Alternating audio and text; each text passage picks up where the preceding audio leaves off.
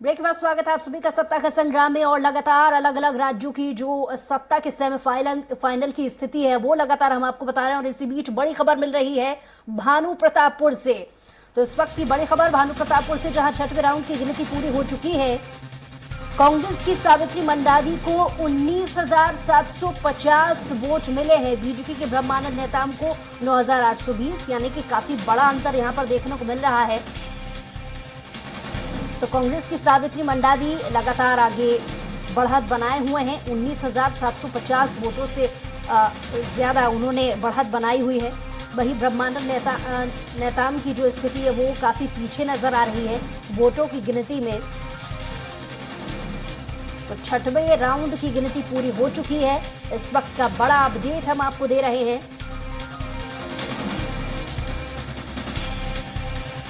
तो Bhanu Pratap seat BJP और कांग्रेस के बीच जो सियासी कोशिश थी, इस बीच भानु प्रतापपुर सीट के लिए जब बीजेपी और कांग्रेस दोनों ही प्रचार प्रसार की तैयारी में जुटे हुए थे तो अलग अलग तरीके की नए रंग यहां पर राजनीति में देखने को मिले थे। अलग अलग मुद्दे उठाए गए थे बीजेपी की तरफ से, चाहे वो आरक्षण का मुद्दा हो। वहीं दूसरी तरफ बीजेपी अलग अलग आरोपों में ये भी कहती रही है कि कांग्रेस यहाँ पर छवि खराब करने की राजनीति कर रही है। अलग अलग रंग हमने देखे और उन रंगों का असली असर क्या होगा ये कुछ ही देर में स्पष्ट हो जाएगा। लेकिन सावित्री मंडावी जो कि आगे चल रही है काफी सारे वोटों से, 19,750 वोटों से जब वो आगे चल रही है तो कहीं ना कहीं जीत की जो तस्वीर है वो स्पष्ट होती नजर आ रही है। तो छठवें राउंड की गिनती पूरी हो चुकी है, जिसमें अभी तक की जो स्थिति है उसमें सावित्री मंडावी 19,750 वोटों से आगे चल रही हैं। भानु प्रतापपुर विधानसभा सीट कांग्रेस विधायक और डिप्टी स्पीकर मनोज सिंह मंडावी के निधन से ये सीट खाली हुई थी। उसके बाद ये उपचुनाव हुआ और उपचुनाव में जो आज मतगणना हो रही है उसमें छठवां राउंड पूरा हो चुका है। 19,750 वोटों से सावित्री मंडावी आगे चल रही हैं।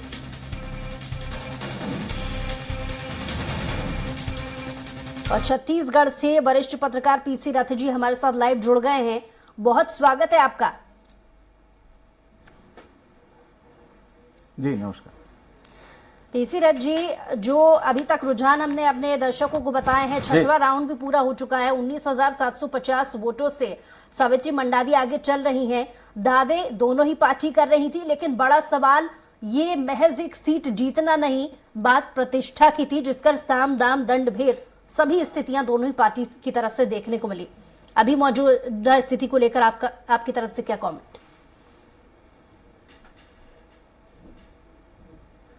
जी, शुरुआत से छत्तीसगढ़ में जैसा कि ट्रेंड है कि मूल मुकाबला जो है भाजपा और कांग्रेस के बीच का ही बताया जाता है। लेकिन इस चुनाव में जब शुरुआत मतगणना की हुई तो उसके बाद बहुत ही परिवर्तन लोगों को देखने को मिला, क्योंकि यहाँ पर हमने देखा कि शुरुआत के दौर में दूसरे स्थान पर आने के लिए भाजपा प्रत्याशी को लंबा संघर्ष करना पड़ा और अकबर कुर्राम जो सर्व आदिवासी समाज की ओर से जिनको समर्थन दिया गया था तो वो लगातार दूसरे स्थान पर बने हुए थे। और अभी पांचवें राउंड की समाप्ति तक के वो अकबर कुर्राम दूसरे नंबर पे थे, सावित्री मंडावी पहले नंबर पर, दूसरे नंबर पे अकबर राम कुर्राम और तीसरे नंबर पर ब्रह्मानंद। अभी और वो लगभग 2044 वोट से आगे चल रहे थे ब्रह्मानंद नेताम से अकबर राम कुर्राम। छठवें राउंड में मात्र 213 वोट से वो आगे हुए हैं ब्रह्मानंद नेताम। अकबर कुर्राम अब तीसरे नंबर पर हैं। तो इस तरह से ये जो समीकरण है और ये जो बदलाव होता जा रहा है लगातार परिवर्तन जो देखने को मिल रहा है वो आगे और परिवर्तित हो सकता है, क्योंकि ये आरक्षण को लेकर के जो आदिवासी समाज है वो एकजुट हुआ था इस समय में, इस चुनाव में। और उस बड़े मुद्दे को लेकर के बड़े पैमाने पर जनसंपर्क लोगों का हुआ था और उसका असर हुआ है ये चुनाव परिणाम के चरणबद्ध उसमें हमको देखने को, रिजल्ट में हमको देखने को मिल रहा है। हालांकि भानु प्रतापपुर का चुनाव जो है वो उपचुनाव बहुत ही कम अवधि के लिए विधायक चुने जाने के लिए है लोकतंत्र की, लेकिन ये खूबी है कि यहाँ पर सभी को मौका मिलता है। और इस समय में जो ये लगभग अगले 2023 में चुनाव होने हैं विधानसभा चुनाव, उसके पहले ये जो दिसंबर में हम बैठे हैं और ये नया विधायक जो चुन करके आ रहे हैं वो उन विधायक महोदय को, जो भी महोदया हों, विधायक महोदय हों, उनको कार्यकाल का बहुत कम समय मिलेगा। लेकिन इसके बावजूद ये इस बात का तो है कि ट्रेंड कैसा है मतदाताओं में। जब से 2018 में सरकार बनी है, भूपेश बघेल जी के नेतृत्व में कांग्रेस की सरकार बनी है, वो लगातार सभी उपचुनाव, जितने भी उपचुनाव हुए हैं, वो लगातार जीतते जा रहे हैं। तो इस उपचुनाव को भी वे जीतेंगे ये अनुमान तो था ही, लेकिन आदिवासी चुनाव मतदाता जो हैं वो बड़े पैमाने पे छत्तीसगढ़ में प्रभावित करते हैं बहुत सी विधानसभा सीटों को, और बस्तर में खासतौर पे पिछले बार जो व्यापक जन समर्थन मिला था कांग्रेस को, तो वहां ये देखना महत्वपूर्ण होगा कि किस तरह से आदिवासी मतदाताओं ने अकबर राम कोर्राम को समर्थन दे करके दूसरे स्थान पर या दूसरे तीसरे स्थान पर जिस तरह से वो बने हुए हैं, तो वो एक ट्रेंड बताता है कि आगे चल के विधानसभा चुनाव में भी क्या क्या चीजें हो सकती है और किस तरह से राजनीतिक दलों को अपने परफॉर्मेंस में सुधार करना चाहिए। ये छत्तीसगढ़ में जो महासमुंद सीट है, ये रावघाट परियोजना के तहत रेलवे लाइन से पिछले सालों में जुड़ी हुई सीट है। इस सीट पे कांकेर जिले में पहली बार ट्रेन आई और इस तरह से ये बड़े पैमाने पर दावा किया जा रहा था कि हमने ये सुविधाएं दी है करके, लेकिन उसका असर उस तरह से भाजपा प्रत्याशी के पक्ष में दिखाई नहीं दे रहा है। और जाहिर है चुनाव के समय बहुत सारे मुद्दे उठते हैं और शुरुआत में भाजपा ये दावा कर रही थी कि ये चुनावी फायदे के लिए इस तरह से आरोप लगाए जा रहे हैं और गिरफ्तारी क्यों नहीं की जा रही है। वो बात और है कि अभी थोड़ा और समय लगेगा फाइनल नतीजे आने में, लेकिन बड़ा सवाल ये कि फैक्टर कौन सा काम कर गया, कांग्रेस को यहाँ पर कौन सा फायदा मिलता हुआ यहाँ पर नजर आ रहा है। क्या यहाँ पर जो ब्रह्मानंद नेताओं पर जो मामला चल रहा है, जिस पर भुनाने की कोशिश कांग्रेस की तरफ से की गई, ये आरोप बीजेपी लगाती रही है। क्या आरक्षण का जो मामला है उसे तूल देने की कोशिश कांग्रेस की तरफ से नजर आ रही थी, जिस पर हस्ताक्षर हालांकि अभी विलंब है, लेकिन फिर भी कहीं ना कहीं एक कोशिश, विशेष सत्र बुलाया, ये दर्शाने की कोशिश कि आरक्षण पर वो गंभीर हैं। तो ये फैक्टर्स काम कर गए, या और दूसरे जो जनता से जुड़े मुद्दे हैं उसका फायदा, या फिर इसे ये भी कहा जा सकता है कि परंपरागत सीट का यहाँ पर लाभ मिला है कांग्रेस को। दोनों तीनों बातें हैं। दरअसल कांग्रेस को एक परंपरागत मनोज मंडावी जी के राजनीतिक कद का भी फायदा मिलता दिखाई दे रहा है, उनके प्रति, परिवार के प्रति एक सहानुभूति लहर का भी फायदा मिलता दिखाई दे रहा है, और आरक्षण को लेकर के जो त्वरित तरीके से काम किया गया वो उसका फायदा भी मिलता दिखाई दे रहा है। मतलब एक तरह से भाजपा के वोट कम होने का कारण आरक्षण के मामले भी हैं, ऐसा प्रतीत हो रहा है, और उसको लेकर जो एकजुटता आदिवासी समाज की बनी उसका फायदा अकबर राम कोर्राम जो तीसरे दूसरे नंबर पे चल रहे हैं, उनको जो फायदा मिल रहा है वो उस पे देखा जा रहा है। क्योंकि अभी तक के गोंडवाना गणतंत्र पार्टी या दूसरे और जनजातीय समर्थन वाले जो दल हैं, उनके जो कैंडिडेट खड़े होते थे उनको इस बड़े पैमाने पे मत नहीं मिलता देखा गया, लेकिन इस बार जो ये परिवर्तन दिख रहा है उसका कारण शायद वही हो। और एक बात खास ये भी है कि कांकेर जिले में और खासतौर पर भानुप्रतापपुर विधानसभा सीट में ओबीसी के बड़े बड़े कार्यक्रम हुए, ओबीसी समूहों की रैलियां हुई, प्रदर्शन हुए, बहुत एकजुटता उनकी दिखी थी। तो ये भी देखना दिलचस्प होगा कि बड़े पैमाने पे ओबीसी वोट का फायदा भी क्या कांग्रेस को हुआ है, क्योंकि जो नया आरक्षण पे विधेयक लाया गया है उसमें ओबीसी समाज को जिस तरह से आरक्षण का दिया गया है, तो उसके कारण वो प्रोसेस में है, वो प्रक्रिया तो आगे बढ़ती रहेगी, लेकिन शायद उससे सामाजिक संगठनों में ये मैसेज गया हो और इस कारण से कांग्रेस को ज्यादा इस तरह से फायदा मिला हो। जी लेकिन भानुप्रतापपुर सीट यहाँ पर आगामी चुनाव को लेकर के एक टॉनिक का भी काम कर सकती थी बीजेपी के लिए, अगर कहीं ना कहीं जो ब्रह्मानंद पर आरोप लगे थे उस पर राजनीति आगे तेज होती है। क्योंकि अभी भी देखिए यहाँ पर जिस हाईकोर्ट की तरफ से जो आदेश आया था उसमें कार्रवाई पर विलंब की बात कही गई थी।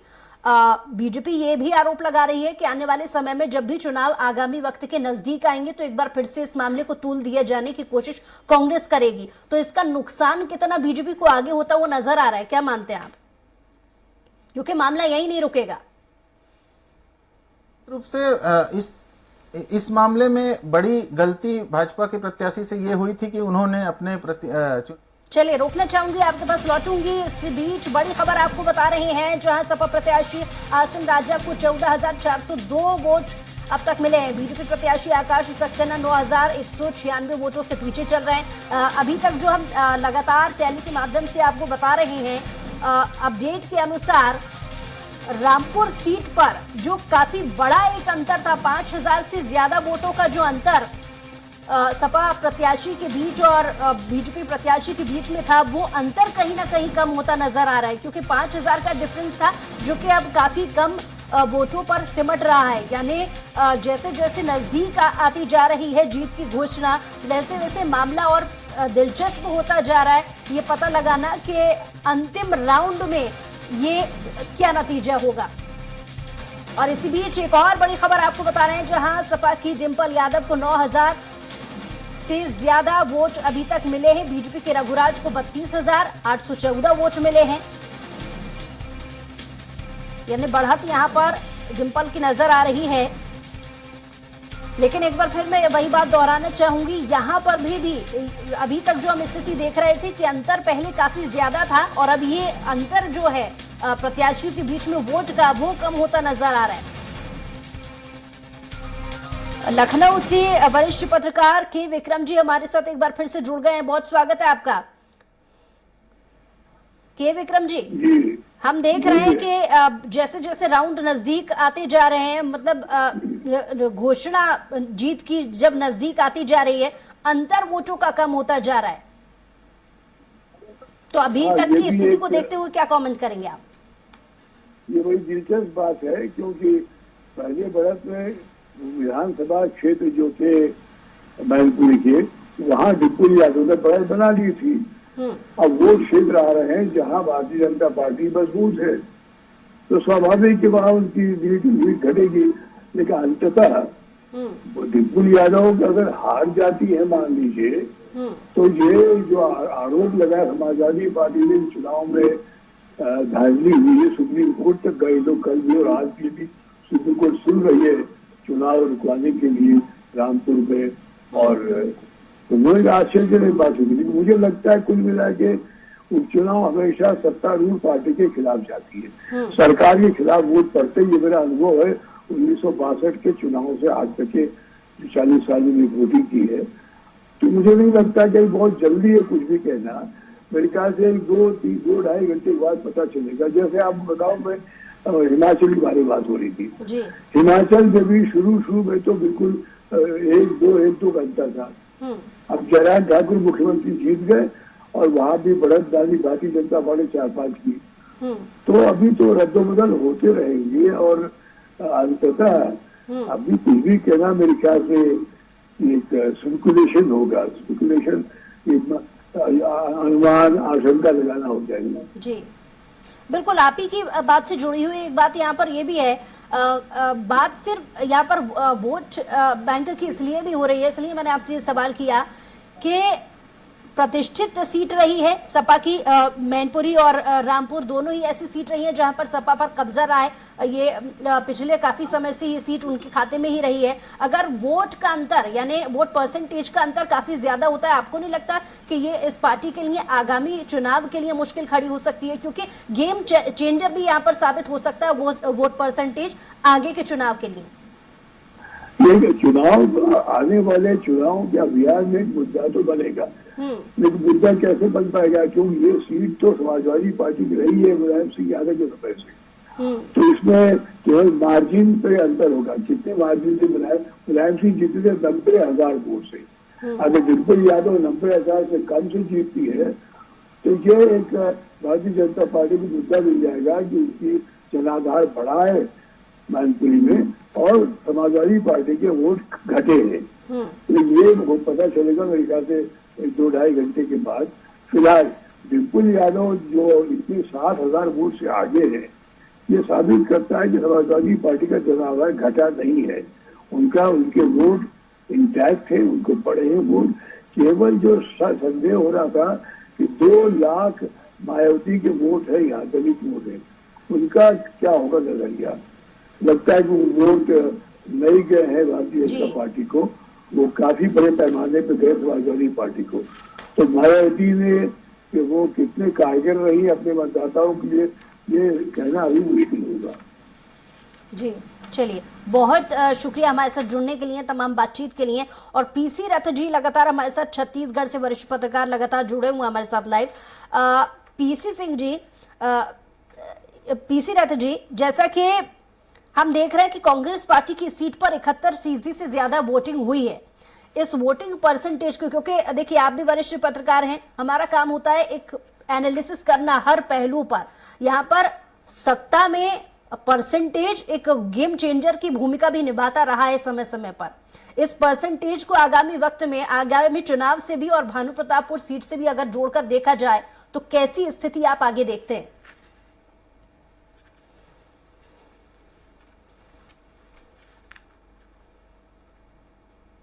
है और कहीं कहीं पर तो 80% भी मतदान हुआ है। तो ये छत्तीसगढ़ में जो मतदान हुआ है उसका फायदा सत्तारूढ़ दल को मिलता रहा है लगातार, ये माना जा सकता है।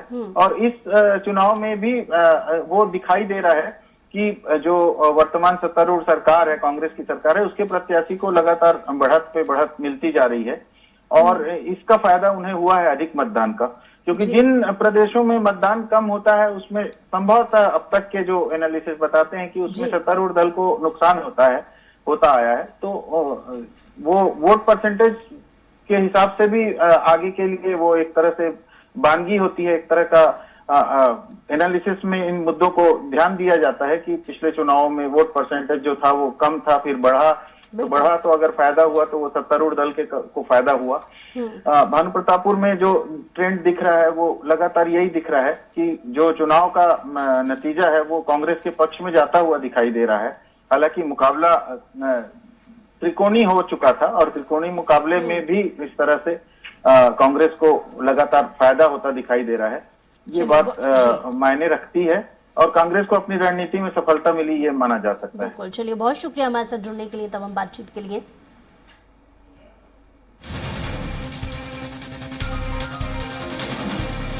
और इसी बीच बड़ी खबर आपको बता रहे हैं, जहां मैनपुरी में जसवंत नगर में 17वें राउंड की गिनती पूरी हो चुकी है। सपा की डिंपल यादव 60,557 वोट से आगे चल रही हैं, यानी अच्छी खासी बढ़त यहां पर उनकी तरफ से बनी हुई है। तो मैनपुरी में जसवंत नगर में 17वें राउंड की गिनती पूरी हो चुकी है। सपा की डिंपल यादव 60,557 वोट से आगे चल रही हैं।